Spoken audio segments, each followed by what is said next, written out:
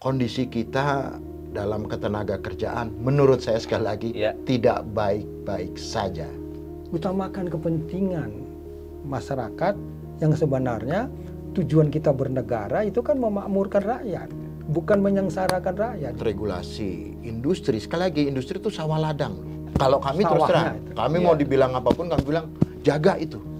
Jaga karena itulah sawah kamu. Masyarakat kita bisa hidup makmur dengan bekerja. Ya kan? Tapi investasi tidak mau masuk di Indonesia. Saya tanya, bagaimana menciptakan peluang kerjanya? Apa bisanya ngomong-ngomong toh? Kalau kita aware, peduli memang padat karya yang akan menghidupkan rakyat banyak, ya ini harus dijaganya yang padat karya ini. Ini pemerintah harusnya. Tidak bisa kita membuat kebijakan aja melihat dari atas. Itu bahaya sekali. Apalagi menerima pesanan dari luar. Bahaya sekali.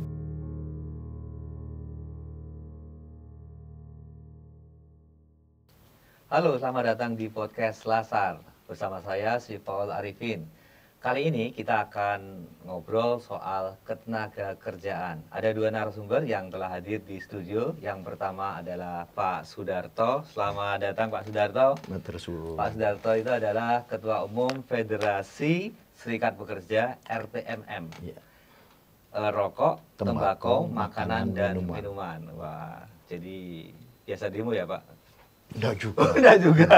Padahal biasanya buruh, serikat buruh itu kan identik dengan demo ya. Kalau udah kepepet, terpaksa demo. Jadi langkah terakhir demo. Ya, terima kasih Pak Darto telah hadir. Dan kemudian yang kedua adalah Profesor Tajudin Nur Effendi, pakar ketenagakerjaan. Dulu pernah mengajar di Visipol UGM ya. Tapi sekarang walaupun sudah sepuh tetap semangat. Membicarakan soal buruh, ketenagakerjaan dan sebagainya ya. Bidang yang saya geluti selama gitu ya? 45 tahun. 45 tahun. Wah. Tadi ngajarnya di prodi Visipol, sosiologi. Khususnya sosiologi ketenagakerjaan. Oke. Ya, Pak Darto dan Pak Tajudin nanti akan ngobrol tentang ketenagakerjaan dan dunia kerja saat ini. Ya, kita tahu saat ini kondisi dunia kerja, dunia bisnis sedang tidak baik-baik saja ya. Gitu ya.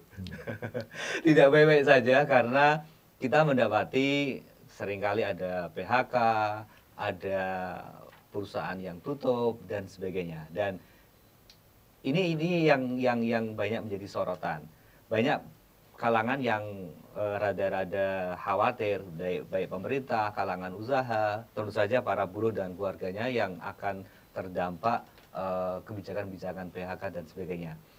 Saya akan ngobrol pertama dengan Pak Darto. Sebagai Ketua Umum Serikat Buruh, Federasi Serikat Buruh, Anda melihat kondisi perburuhan saat ini bagaimana? Apakah betul bahwa kondisinya sedang tidak baik-baik saja atau bagaimana? Baik, terima kasih Mas Paul. Realitas yang kita lihat dan rasakan memang tidak bisa dipungkiri sebetulnya bahwa perkembangan akhir-akhir ini kondisi ketenaga kerjaan kita memang sebetulnya mengalami keadaan yang luar biasa terpuruk kalau menurut saya. Bahkan kita sudah buktikan ada beberapa perusahaan yang saat ini tutup dan itu perusahaan-perusahaan besar sebenarnya begitu. Dan ini kita belum lagi mendeteksi sebenarnya perusahaan-perusahaan yang belum mem-PHK langsung tapi sudah melakukan efisiensi. Ada enggak? Ada. PHK yang halus apa ya? Jadi ya biasa perusahaan itu biasanya dalam keadaan tertentu dia perlu mengevaluasi kinerjanya sehingga dia melakukan efisiensi. Dan itu jumlahnya ada yang puluhan, ada yang bahkan ratusan. Itu ada ya.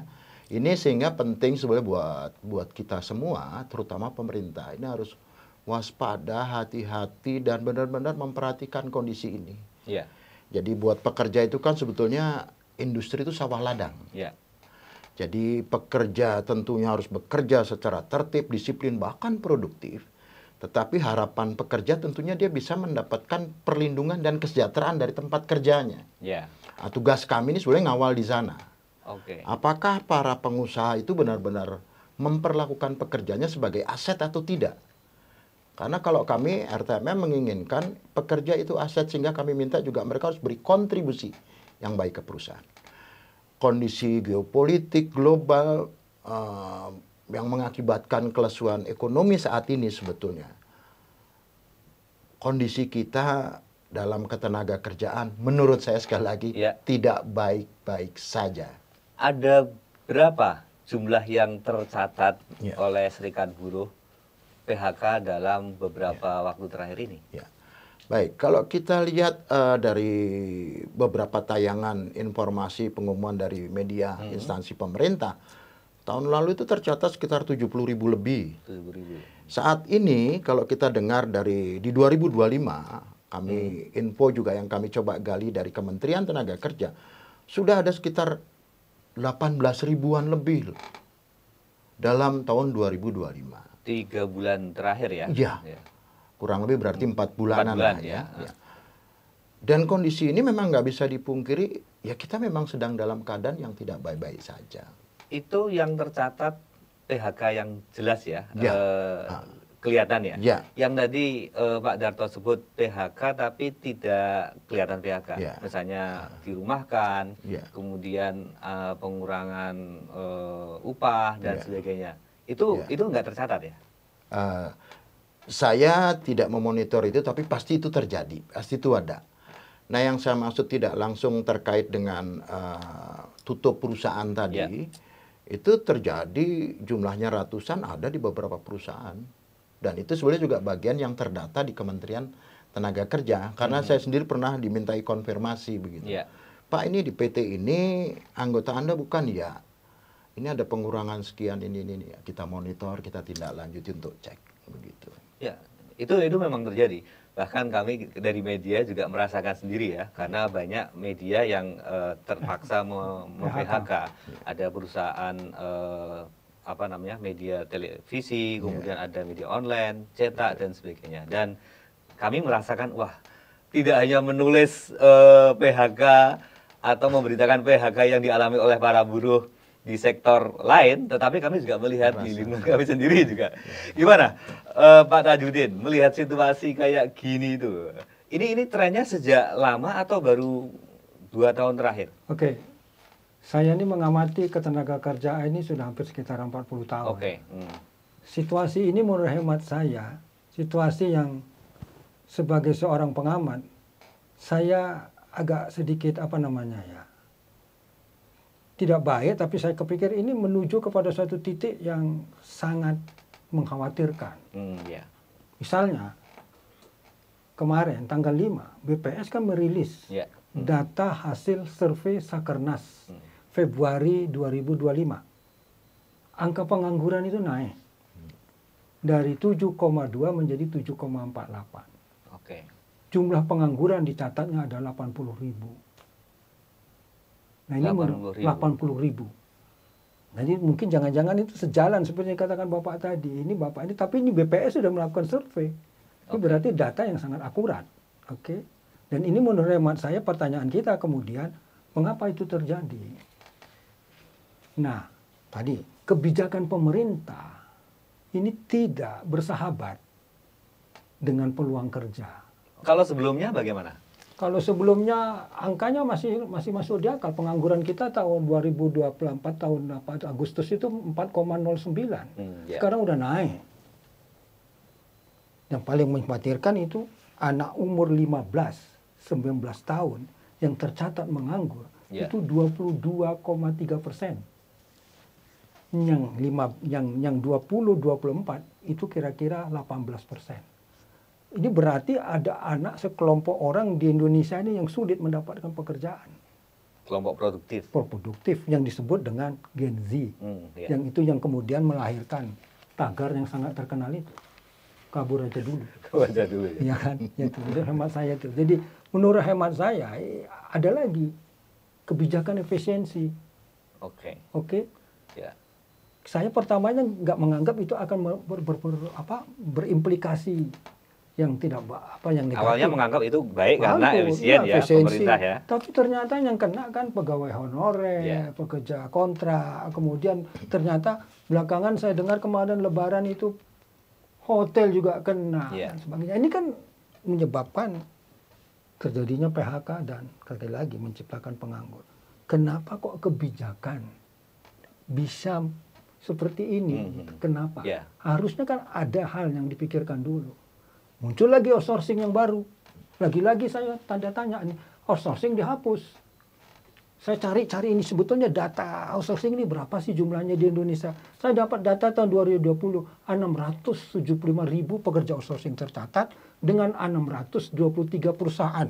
Yeah. Nah, ini kalau ditutup, nambah lagi nih. Itu kan baru janji ya? Janji. Ya. Kalau misalnya direalisasikan, wah. Saya sangat, nawaitunya cukup bagus. Yeah. Itu dihapuskan karena sistem yang berjalan itu tidak sesuai dengan undang-undang. Banyak pihak ketiga yang mengeksploitasi tenaga kerja. Jadi sistemnya yang katakan tidak baik, jangan pekerja yang jadi korban. Nah ini kan harusnya dipikir dengan baik ini. Saya sangat khawatir ini nambah lagi angka pengangguran. Itu juga ada multipliernya loh nanti itu. Ya kan? Ini menurut hemat saya, sebaiknya ini nawaitunya cukup baik untuk meningkatkan kesejahteraan pekerja outsourcing, tapi kebijakan yang dilakukan menghapuskan. Kenapa tidak dicari jalan? Apakah sistemnya yang diubah, apa regulasi yang diubah, atau apanya yang diubah, sehingga tidak memunculkan korban. Ingat loh, pekerja itu punya anak istri. Kalau sampai mereka nanti tidak bekerja sebanyak 600, katakan 50, itu bisa dikali 3 atau dikali 4. Berapa orang? Iya, rata-rata 3 ya. Kemudian kalau misalnya mereka memiliki hampir 2 juta. Orang tua juga. Iya. Menurut hemat saya, ya, dari segi akademis, sebelum kita mengambil, katakan, keputusan, hapuskan outsourcing, dipikir dulu dong implikasinya apa. Kemudian kalau implikasinya seperti ini, apa yang harus kita lakukan? Kita mau memecahkan masalah, tetapi memunculkan masalah baru. Ya, harusnya tidak seperti itu dong, gitu, ya kan? Oke, tadi ada beberapa regulasi yang disebut memberi kontribusi terjadinya PHK, kemudian dunia bisnis yang tidak baik. Selama ini, Pak Darto, yang jadi sorotan kalau misalnya ada PHK, itu selalu sektor tekstil. TPT seperti itu kan. RTMM juga sama atau bagaimana? Tadi ya umpamanya begini, kita sebut aja apakah industri rokok, tembakau, makanan, minuman juga tidak mengalami proses transisi efisiensi terjadi sebetulnya. Besar kecilnya relatif tergantung kekuatan perusahaan masing-masing sebetulnya begitu. Tapi satu hal saya ingin garis bawahi dulu bahwa bicara tanggung jawab pemerintah, betul tadi Pak Prof menyinggung tentang regulasi. Menurut saya memang sudah waktunya nih, kan kejadian sudah terjadi. Jumlah korban PHK begitu besar. Dan itu menghantam beberapa industri padat karya. Yang itu sebetulnya kalau kita bicara program pemerintah loh ini, bagaimana meningkatkan pertumbuhan ekonomi, itu kan daya beli masyarakat harus terjaga nih. Kalau pabrik-pabrik besar padat karya ini rontok, daya beli rontok ini. Nah, sehingga sebenarnya regulasi kita itu memang menurut kami ada beberapa yang memang ya harusnya diregulasi memang menurut saya. Diregulasi ya? Diregulasi. Jadi regulasi-regulasi yang memang berbiaya tinggi, menimbulkan efek cost, ganda dan seterusnya harusnya dievaluasi oleh pemerintah. Dan kalau nggak salah ini juga program pemerintah sebetulnya. Menurut saya bagus nih. Termasuk juga revitalisasi sebetulnya terhadap kalau kita aware, peduli memang padat karya yang akan menghidupkan rakyat banyak. Ya ini harus dijaganya yang padat karya ini. Ini pemerintah harusnya. Nah, sehingga apa yang terjadi di teman-teman saat ini yang sudah terlanjur jadi korban dan kita ikut prihatin keadaan itu sebenarnya. Mudah-mudahan tidak terjadi di industri padat karya lainnya. Tekanan regulasi ada di industri lainnya juga. Ada regulasi yang mencekik sektor RTMM misalnya? Ya, sebut sajalah umpamanya. Kalau kita bicara industri rokok, tembakau, makanan, minuman ini sebetulnya saya sebut dulu umpamanya IHT, industri hasil tembakau. Ini industri Pak yang terus terang itu diperah habis ya. Setiap tahun dengan tentunya dasarnya seolah-olah kesehatan. Sehingga perlu dikendalikan. Instrumennya ada yang fiskal, ada yang non-fiskal. Cukai ya termasuk ya? Ya kalau fiskal itu udah pasti cukai Pak. Cukai HJE itu dimainkan setiap tahun itu. Kalau yang non-fiskal kan tekanan perubahan undang-undang. Bayangkan di terakhir lah, saya sebut mundur sedikit, 96 itu kita udah punya undang-undang tentang kesehatan. Tapi sejak FCTC disahkan dan itu diagendakan oleh Badan Kesehatan Internasional, masuk di agenda WHO, sejak itu pula kita terus didorong. Bahkan keluarlah PP waktu itu 109/2012. Kita sempat JR tuh Pak. Karena kita nganggap industri itu sawah ladang Pak ya. Jadi kita keberadaan mereka itu juga kita harus jagain sebagai pekerja gitu ya. Alhamdulillah itu nggak berhasil, akhirnya ya itulah yang dipakai. Sejak itu sebenarnya industri tembakau, hasil tembakau itu turun. Faktanya. Ya, turun pelan-pelan terus. Kenapa ya? Karena regulasinya terus menekan. Jadi yang menekan IHT ini unik. Bukan sekedar tentang kemampuan daya beli dan lain sebagainya. Tadi Pak, karena memang ketentuan aturannya ketat. Harganya mahal, cara menggunakannya makin susah. Tapi kayaknya kalau di industri IHT itu semakin ditekan dia bisa melengah gitu ya.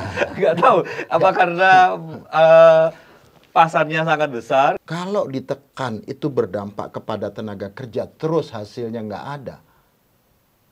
Kan yang paling dirugikan masyarakat pekerja. Ya. Undang-Undang Dasar pasal 28 menjamin hak atas pekerjaan dan penghasilan. Negara harusnya jamin loh itu. Udah nggak usah sibuk-sibuk cari BLT. Pekerjaan dia kan tidak. Kebijakannya menekan. Nah, sehingga memang kalau rasional kita bicara penekanan IHT ini untuk pengendalian, jadi kebijakan itu hanya, kalau bahasa kasar saya mengatakan ya untuk kepentingan bargaining, tapi nggak mikirin tuh lapangan pekerja buat anak-anak pekerja ini mau kemana. Ya. Oke. Itu kalau menurut Satu lagi Pak, tentang rencana pemerintah mau memberlakukan cukai makanan berpemanis ya, minuman ya. Pada pertengahan 2025 kalau nggak salah ya.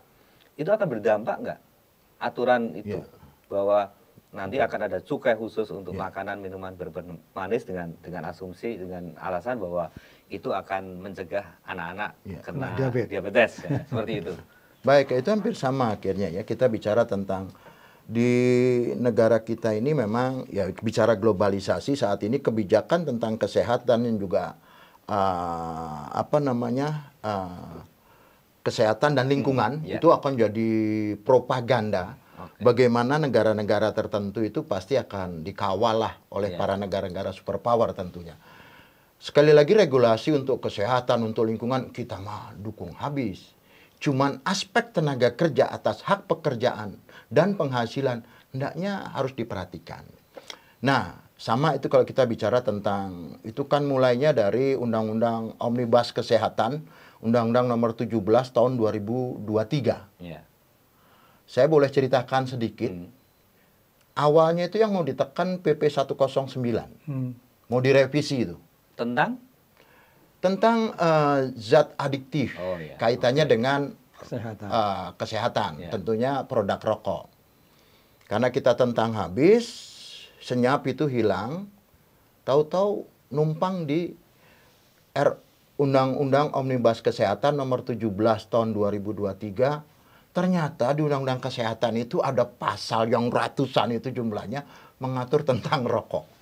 Bahkan awalnya itu pun diinisiasi dengan rokok disetarakan dengan narkoba. Kita protes. Sorry, kita marah besar di sana, protes. Dan nah itu yang saya bilang tadi, kami ini nggak suka demo.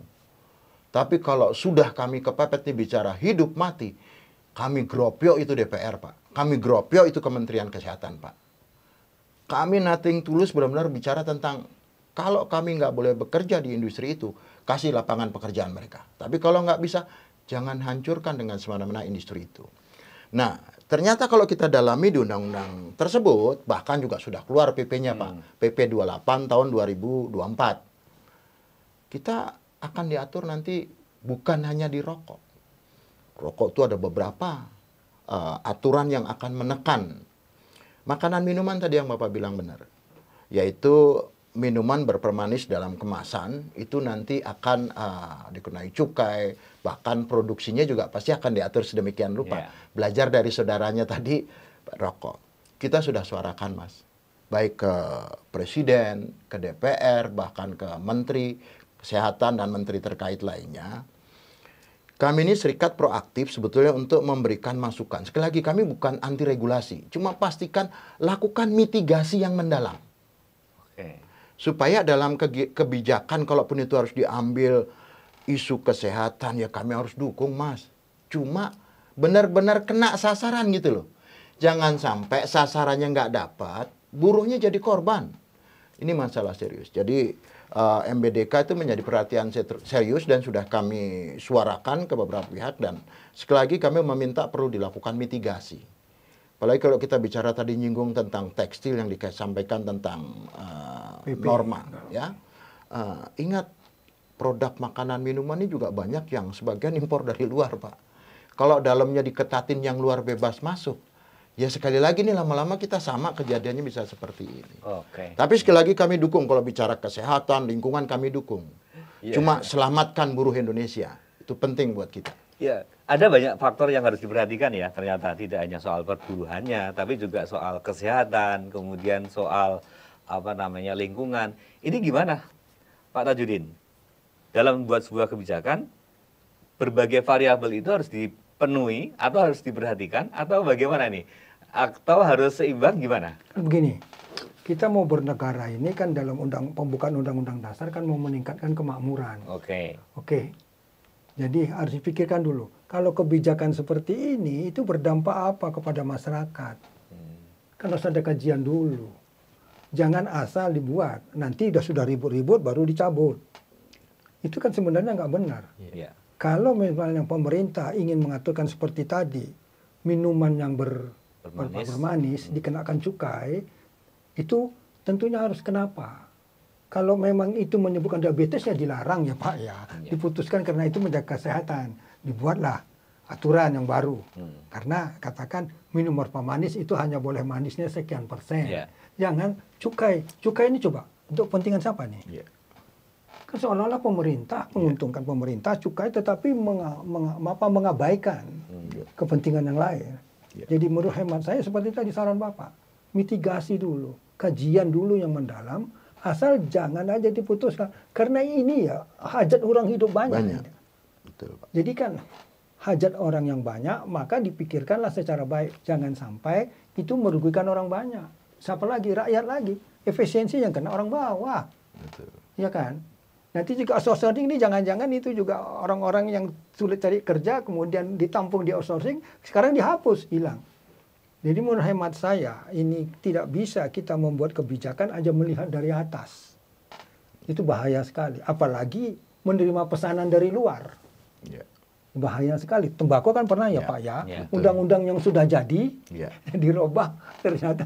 Jadi hal menurut hemat saya sebagai seorang pengamat dalam bidang sosial ini, utamakan kepentingan masyarakat yang sebenarnya tujuan kita bernegara itu kan memakmurkan rakyat, bukan menyengsarakan rakyat. Jadi ya ini gimana supaya kemakmuran rakyat ini bisa kita tingkatkan. Satu ya biasanya kita kalau mau menciptakan ini kan harusnya ada pekerjaan Mas. Paling utama. Orang bisa makmur kalau kerja ya Pak ya. Kemudian pekerjaan ini diaturlah upah yang layak dan sebagainya. Barulah bisa capai kemakmuran. Bagaimana kita mencapai kemakmuran? Peluang kerjanya semakin lama semakin berkurang. How come? Bahasa Inggrisnya gitu ya. Bagaimana kita mau mencapai kemakmuran itu? Sekarang aja angka PHK sudah meningkat, pengangguran meningkat, anak muda yang sangat potensi untuk pengembangan pertumbuhan negara ini itu juga berkurang. Cukup banyak dan mereka sulit mencari kerja. Malah sampai keluar kita, ayo kita pergi dulu yuk, cari kerja ke sana yuk. Sampai hal-hal yang seperti itu muncul. Seharusnya kan tidak terjadi. Nah ini menurut hemat saya, kebijakan memang harus dibuat. Regulasi harus dibuat. Tapi harus dipikirkan implikasinya. Implikasi positifnya apa, implikasi negatifnya apa. Nah yang negatif ini kemudian apa yang harus kita kerjakan agar tidak terjadi tadi. Orang-orang yang tersingkirkan oleh... Tapi ada tudingan juga Pak Tajudin. Bahwa kadangkala korporasi global, kelompok pebisnis itu memanfaatkan buruh sebagai tameng ketika mendesakkan sebuah kebijakan seperti itu. Misalnya dalam rokok, wah ini banyak orang-orang yang makan dari industri rokok, tembakau dan sebagainya, atau pemanis ya. Banyak loh, ada orang yang ada di belakangnya sekian ribu mulut yang harus dipenuhi ya. Sehingga mereka kadang-kadang menolak jika ada kebijakan yang dari pemerintah ya tentang kesehatan, lingkungan dan sebagainya. Ya, tapi kan ini kan kita bisa dikaji dengan baik. Makanya saya katakan, lihat dulu implikasi positif. Kan bisa kita buat nanti itu daftarnya. Implikasi negatif. Kemudian tadi katakan positifnya ini nanti akan meningkatkan cukai, kemudian cukai bisa buat bayar orang miskin dan sebagainya. Apa betul? Dan kemudian kita lihat implikasinya. Ternyata implikasi negatifnya sekian ini. Kalau ternyata kalau dalam bahasa mudaratnya banyak. Manfaat dan mudaratnya. Iya, kan harusnya dipertimbangkan seperti itu. Ini kan kita tidak bisa mendengar dengan tiba-tiba aja keluar undang namanya cukai. Tidak pernah dibicarakan, tidak pernah disosialisasikan, keluar nanti cukai ditarik yang berapa? Produk yang berhasil ukuran kandungan air manisnya sekian kena cukai sekian, tanpa pernah kita mendengar apa sih sebetulnya ini. Kan banyak rakyat yang bertanya nggak ngerti, dan itu ternyata nanti banjir impor. Seperti tekstil terjadi lagi, akibatnya yang terkena pekerja kita. Jadi kalau Pak Tajudin melihat bahwa segala macam sengkarut ini muaranya adalah pada regulasi, kepastian hukum dan sebagainya. Ya, saya katakan tadi, tahun 2019 ada 33 industri mau masuk ke Indonesia. Satu pun tidak ada masuk ke Indonesia. 25 ke Vietnam, yang lainnya di mana? Malaysia itu tadi. Kenapa itu? Kan kita harus tanya kan, kenapa kok tidak ada yang mau masuk investasi? Pertama, ribetnya masalah perizinan. Masalah ketenaga kerjaan yang menurut sekarang ini sampai sekarang ini tidak begitu jelas. Masalah hukum, Mas. Yang tidak ya tidak jelas lah katakan. Ini yang menyebabkan orang tidak mau investasi ke Indonesia. Saya khawatir ini ada tambahan lagi nanti nih, Pak. Tambahan nanti ini Satgas, PHK. Didengar orang dari luar sana apa lagi ini. Jadi jangan digembar-gemborkan dulu, dimitigasi dulu, dipelajari dulu, baru karena nanti tambah beban. Investasi tidak masuk ke Indonesia. Tanpa investasi, peluang kerja tidak akan tercipta. Oke, pemerintah sudah mengakui bahwa perizinan ribet banget ya. Itu udah diakui oleh pemerintah. Kemudian kepastian hukum kita sudah tahu juga ya. Soal ketenagakerjaan, soal perburuan. Kadang-kadang buruh menjadi salah satu faktor yang membuat investor enggan datang. Katanya sih ya, saya nggak pasti juga ya. Katanya, wah sedikit demo, sedikit harus ada minta ini, minta itu. Gimana Pak Darto? Kalau misalnya buruh seringkali dituding sebagai salah satu faktor penghambat maksudnya Baik, terima kasih. Saya kebetulan juga pernah diskusi dan memberi masukan beberapa waktu yang lalu kepada Apindo. Jadi begini, kita berterima kasih ya kepada perusahaan-perusahaan yang mencoba memperlakukan buruhnya sebagai aset. Remunerasinya dijaga, human capital yang benar-benar dikembangkan lah begitu ya. Tapi kita juga memang mengutuk keras industri yang mohon maaf melakukan pelanggaran-pelanggaran norma terhadap tenaga kerjanya. Dan hal itu tidak sedikit. Nah, inilah yang saya bilang dilematis problema kita. Saya menerima itu. Kalau dibilang serikat buruh atau buruh sebagian melakukan upaya-upaya dengan cara yang mohon maaf akhirnya tidak sejalan kalau kita bicara tentang productivity. Tetapi ada realitas supremasi hukum ketenaga kerjaan yang memang tidak patut lah. Kalau kita kebetulan lihat yang lagi viral beberapa waktu yang lalu kejadian di Surabaya. Seorang wali kota, seorang wakil menteri aja diperlakukan seperti itu. Oleh oknum dalam tanda petik yang benar-benar sebetulnya itu kan bicara tentang ketenaga kerjaan itu. Itu potret kecil, gimana sulit potret besar kita. Saya mengajak dan kami melakukan pola kerja sistem kerja advokasi kami adalah mengedepankan pertama dialog. Kami ini dalam melindungi pekerja pasti include dengan tempat kerjanya. Karena kami sadar kesejahteraan pekerja tidak akan mungkin mutlak tumbuh kalau tempat kerjanya nggak tumbuh. Kami ini pintar ngomong, Pak, jago suruh orasi, tapi emang bisa ngasih kerjaan anak-anak kami, bohong itu gitu ya. Jadi kami benar-benar mendorong mereka untuk tertib, disiplin, produktif.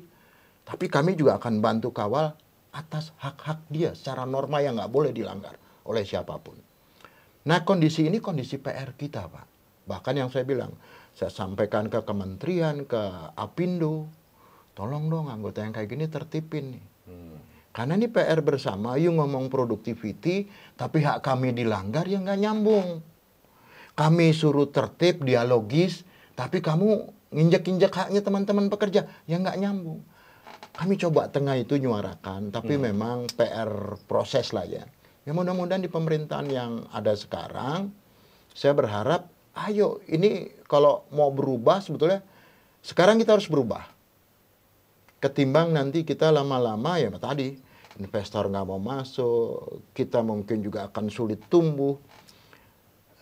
Menurut saya hubungan industrial Pancasila kita harus benar-benar direalisasi, baik pengusaha, serikat pekerja, dan pekerjanya. Yuk kita duduk bersama dan masing-masing introspeksi, kita menatap ke depan nih. Apalagi negara lagi sulit kayak begini nih. Kalau kita nggak punya solusi, saya yakin, ini kalau ada tokoh yang mengatakan ini dunia lagi ada perang sebetulnya. Walaupun ini perangnya nggak perang peluru ya begitu ya. Tapi kalau sampai ini kita bisa ikut hancur nih. Nah sehingga ini PR buat kita semua sebetulnya. Itu menurut pandangan saya. Jadi kita nggak anti dikatakan buruh juga dianggap, tapi juga tolong dilihat perusahaan-perusahaan yang nakal itu ya dibenerin lah. Ya kalau kami sendiri memang advokasi kami yang pertama tuh pasti selain kepada, jadi tadi ya advokasi kita tuh pekerja dan tempat kerjanya. Pekerja jelas keselamatan Mas. Kerja itu ya Pak. Bicara 21-2000 itu, kita ini memang dibentuk untuk itu, melindungi, membela, dan meningkatkan. Tapi di era kami, saya memang nggak pekerja dan tempat kerjanya. Maksudnya gini Pak, pekerjanya harus core kita. Tapi tempat kerjanya itu kan sawah ladang Pak. Kalau nggak dijaga itu juga masalah. Nah dalam hal ini biasa Mas. Nomor satu itu kalau bisa kami kirim surat. Memberikan aspirasi, mengingatkan. Kalau udah nggak bisa, audensi. Audensi minta waktu nggak jelas, audensi maksa. Audensi maksa tuh gini, udah nggak lagi minta waktu, kita mau datang tanggal sekian. Tapi orangnya masih dibatasi nih. Ya. Itu juga nggak mempan juga, sorry, Mbak rombongan. Jadi kami bukan nggak pernah demo. Kementerian Kesehatan pun pernah kami demo. Tapi pastikan bahwa kami sudah ada prosedur yang kami lakukan secara baik dan bijak. Tapi nggak diperhatikan. Bahkan kami juga sering kritik pemerintah kok kalau yang pakai konsep dialogis, kita kayak kadang-kala merasa nggak dianggap gitu. Tapi kalau pakai turun ke jalan kepung, itu malah dihitung.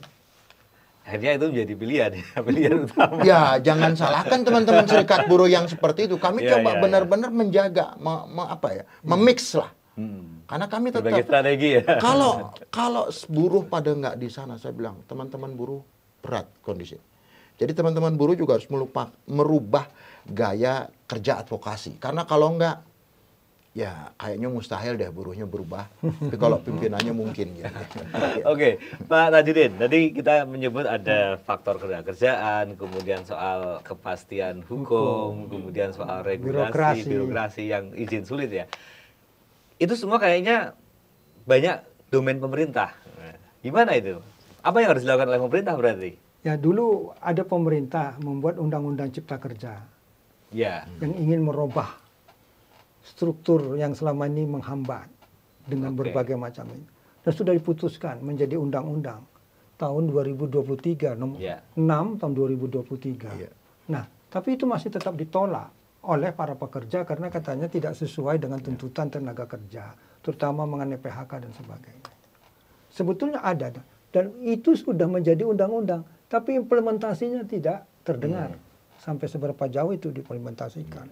Nah menurut hemat saya ini jadinya kita tidak bisa menyalahkan juga pemerintah. Pemerintah juga katanya kepingin segera menyelesaikan persoalan-persoalan yang cukup rumit itu. Tetapi kemudian juga berhadapan dengan situasi yang menurut hemat saya ada global, ada masalah apalagi ini ya, lokal sendiri. Di lokal aja kita masih berhadapan dengan perheman dan seterusnya itu ya. Ini kan cukup berat menurut hemat saya.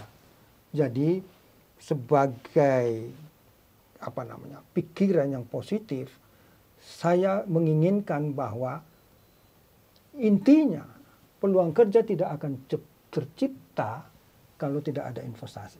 Maka regulasi, birokrasi, kepastian hukum tentang investasi ini segera diselesaikan. Jangan lagi ditambah berat. Karena investor itu kan LG saja mundur katanya. Kemudian ada dulu Elon Musk 2 juta. Jadi ini menurut hemat saya apa persoalannya? Persoalan investasi tidak masuk ke Indonesia, peluang kerja tidak tercipta. Maka konsentrasi kita bagaimana agar yang menghambat investasi itu masuk diselesaikan. Oke, jadi regulasi kemudian kepastian birokrasi, hukum. Kepastian hukum, dan masalah tenaga kerja itu tadi. Tenaga kerja ya? Tenaga kerja tadi sudah dibahas oleh Pak Darto. Pak Darto. Kita mau menciptakan peluang kerja agar masyarakat kita bisa hidup makmur dengan bekerja, ya kan? Tapi investasi tidak mau masuk di Indonesia. Saya tanya, bagaimana menciptakan peluang kerjanya? Apa bisa ngomong-ngomong toh? Nggak bisa kan? Juga kalau Anda melihat UMKM kita itu tertekan sekarang juga, Mas. Sebagian UMKM kita banyak yang bangkrut. Karena mereka tidak mendapat lagi pesanan-pesanan dari hotel, dari macam-macam itu ya. Itu juga banyak yang gulung tikar. Jadi dampak dari efisiensi. Dari efisiensi itu. Nah ini menurut hemat saya, ya harus ada pemikiran yang serius. Kayaknya dari pembicaraan kita, lebih banyak domain pemerintah daripada buruh ya. Buruh mungkin hanya satu ya. Tapi dari soal kepastian hukum, kemudian soal perizinan yang ribet, kemudian adanya regulasi yang membebani. Itu kayaknya tugas pemerintah yang paling besar. Kita bisa, tadi sudah saya sampaikan sedikit tentang realitas supremasi hukum ketenaga kerjaan, perlakuan terhadap tenaga kerja ini kan yang saya bilang harus perbaiki. Dari aspek yang lebih luas kita bisa coba dalami begini. Yuk nilai-nilai bernegara ini dirubah. Gimana buruh diperlakukan dengan baik, tapi buruhnya juga tidak ingin menjadi tuan, menjadi pekerja yang baik, tapi kami minta juga diperlakukan dengan baik. Ada yang begini. Nah, ini juga memang harus bagian yang ada itikat yang luar biasa dari pemerintah. Jadi jangan membiarkan kondisi ini sebetulnya menjadi dispute lapangan yang nggak selesai-selesai kayak lingkaran setan seperti itu ya. Nah, satu hal tentang regulasi-regulasi sekali lagi. Kami juga berharap pemerintah dalam membuat regulasi industri, sekali lagi industri itu sawah ladang loh. Ya ingat, jadi pekerja ini suka nggak suka, begitu dia sudah terikat hubungan kerja di situ, itu sawah ladangnya dia di situ tuh. Dan akan menjaga ya? Harus dijaga. Kalau kami terus terang, kami mau dibilang apapun, kami bilang jaga itu. Jaga, karena itulah sawah kamu gitu. Nah, faktanya regulasi ini, tadi contoh disinggung sedikit, banyak yang memang tidak fair juga. Sebutlah kalau mau dibenturkan kesehatan, kita bicara kesehatan. Oke, yuk kita kendalikan. Tapi pastikan pengendaliannya itu baik buat kesehatan masyarakat luas, baik buat juga pekerjanya, baik juga buat investornya tadi yang dibilang. Kan pabrik rokok ini ada bukan baru kemarin sore, ratusan tahun. Uang yang masuk, kalau nggak salah 2024 itu ada 213,5 triliun, bayangin. Setiap tahun uang masuk. Mereka ini punya masa depan walaupun cuma buruh. Mereka juga ingin terlindungi, punya kepastian untuk anak keturunannya nanti. Tapi dengan kondisi yang dipermainkan seperti ini berbahaya. Nah, itu bukti juga bahwa sebetulnya kalau kita bicara tentang bagaimana peran buruh harusnya ditingkatkan di negara ini, ya pemerintah harus punya niat, ayo bangun ketenaga kerjaan kita.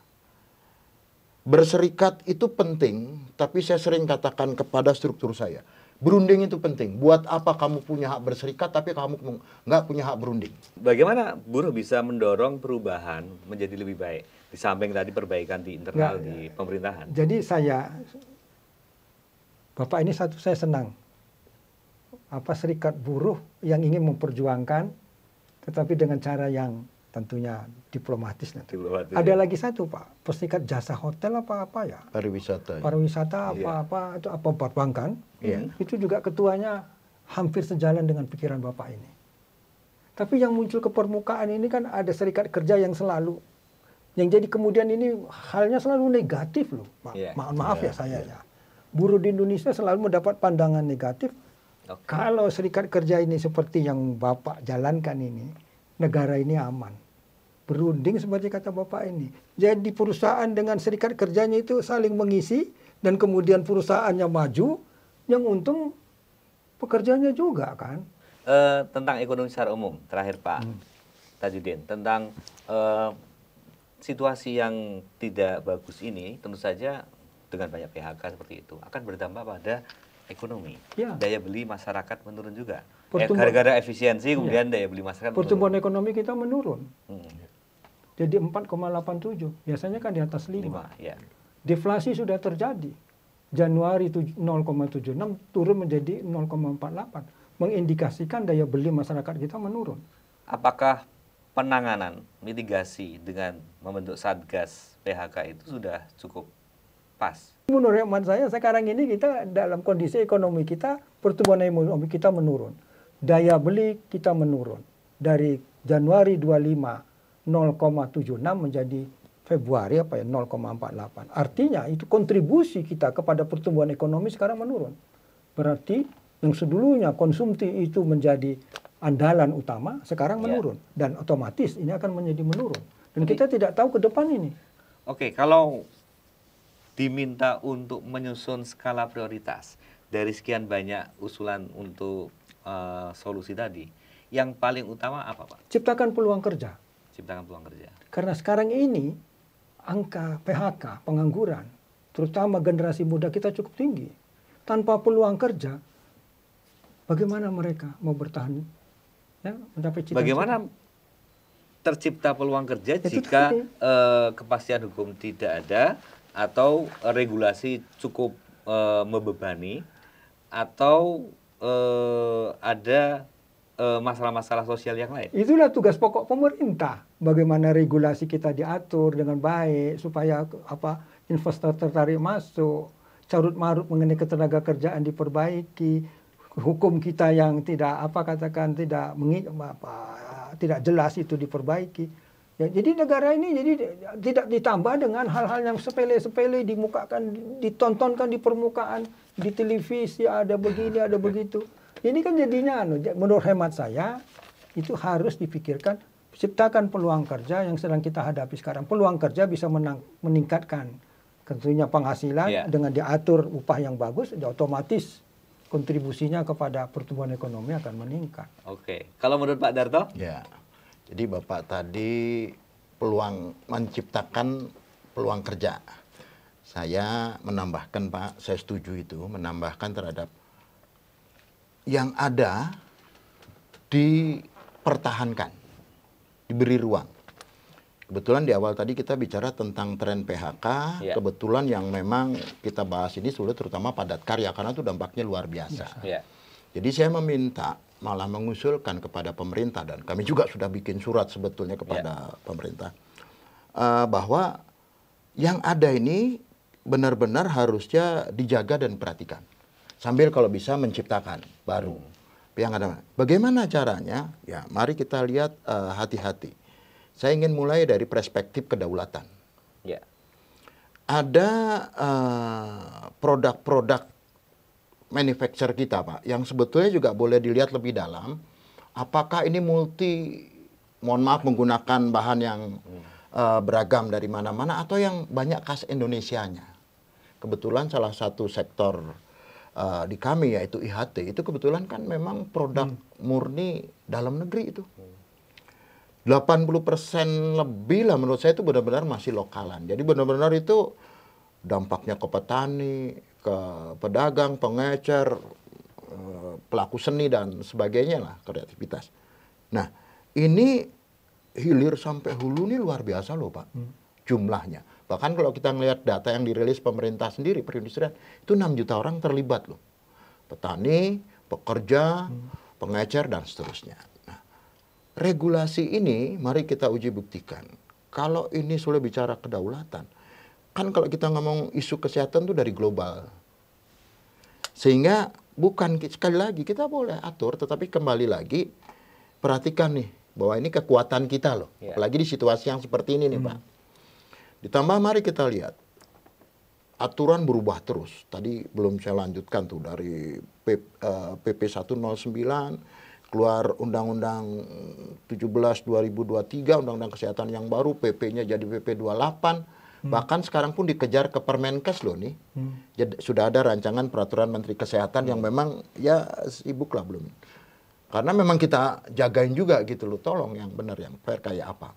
Nah, dari aspek itu saya hanya ingin buktikan begini, bahwa kita tuh bener, ini nih ditekan-tekan terus. Regulasinya pun nggak nyambung. Maksudnya nggak nyambung begini, emangnya kalau rokok mahal, kurang tuh perokok. Buktinya banyak rokok gelap sekarang. Ini fakta loh, bukan kok kita mau, ini fakta gitu. Yang korban yang benar ada, tetapi nggak menyelesaikan perkara gitu loh Pak. Nah, sehingga regulasi-regulasi di padat karya ini benar-benar harus diperhatiin. Kita nggak anti kawasan tanpa rokok, tapi perda-perda yang ada itu juga nggak perlu dibikin eksekutif. Karena perda itu cantolannya pasti norma yang ada di atasnya. Padahal kalau kita bicara cantolan di atasnya, PP 28 aja kita masih debat-debat nih. Karena itu partisipasi publiknya nggak ada. Kami sendiri tidak dilibatkan, padahal kami aktif bikin surat. Nah, regulasi-regulasi seperti ini, pemerintah harus periksa itu semua, Pak. Karena dalam situasi yang pendek ini, saat ini situasi lagi begini, ini jaga semua nih. Jangan malah membuat regulasi kebijakan-kebijakan yang nambahin beban, nambahin masalah. Ya, saya yakin nggak kena tadi yang dikatakan oleh Bapak. Jangankan kita menciptakan yang baru, yang ada aja nggak dijaga, begitu loh. Itu harapan saya harus jadi perhatian pemerintah. Sekali lagi kami tidak anti regulasi, cuman di situasi yang sulit ini, apalagi kalau ini benar-benar program pemerintah untuk padat karya, kearifan lokal kita jagalah. Yang nggak benar saya tetap setuju, ayo dibenerin. Tetapi juga nggak bisa digebiah uyah. Apalagi tidak melalui mitigasi yang benar di lapangan. Dan kalau kita membuat norma, sebaiknya juga kita sudah buktikan, harus ada perangkat yang disiapkan, Pak. Norma itu bukan hanya untuk hiasan, akhirnya kita bisa bertawar-menawar. Memang ditegakkan. Kalau norma dibuat hanya untuk tawar-menawar, ini masalah, saya bilang seperti ini. Dan saya hanya titip, tolong, dampak yang paling sulit itu pekerja. Industri itu, Pak, kalau udah kepepet, ganti usaha. Benar nggak? Atau relokasi. Buruhnya mau gimana, Pak? Jadi kami ini benar-benar concern untuk pekerja, karena apa? Kami sadar, kami ini ke strata paling bawah, kalau ada apa-apa, kami dampaknya, sehingga kami benar-benar ingin memuliakan atau merubah. Ayo bagaimana kita bekerja advokasi, tapi benar-benar untuk memperbesar atau membesarkan pekerja. Itu harapan kami. Sehingga pemerintah harus aware, peduli terhadap berbagai regulasi, terutama padat karya, agar kita tidak jadi korban seperti yang sudah terjadi saat ini. Itu Pak. Dipertahankan biar tidak ada PHK dan harus ada lapangan kerja ya. Peluang kerja. Jangan sampai nanti muncul tagar. Kami butuh kerja. Wah, kalau sudah seperti itu berat. Pemerintah harus menghadapi gelombang tekanan dari netizen yang sangat dasar itu. Kami butuh kerja. Wah, tuh seakan-akan tidak ada pekerjaan seperti itu. Oke, terima kasih Pak Tajudin, Nur Effendi, kemudian Pak Sudarto telah hadir dalam obrolan kita tentang situasi ketenagakerjaan dan Sobat Expos. Demikian perbincangan saya dengan Pak Sudarto, Ketua Umum Federasi Serikat Pekerja Rokok, Tembakau, Makanan, Minuman. Kemudian Pak Tajudin, Nur Effendi, pakar ahli ketenagakerjaan. Matur nuwun telah hadir di studio Solo Pos. Kita akan ketemu lagi kapan-kapan. Dan semoga perbincangan ini bermanfaat bagi kita semua. Matur nuwun, selamat berjumpa lagi. Matur nuwun, Pak.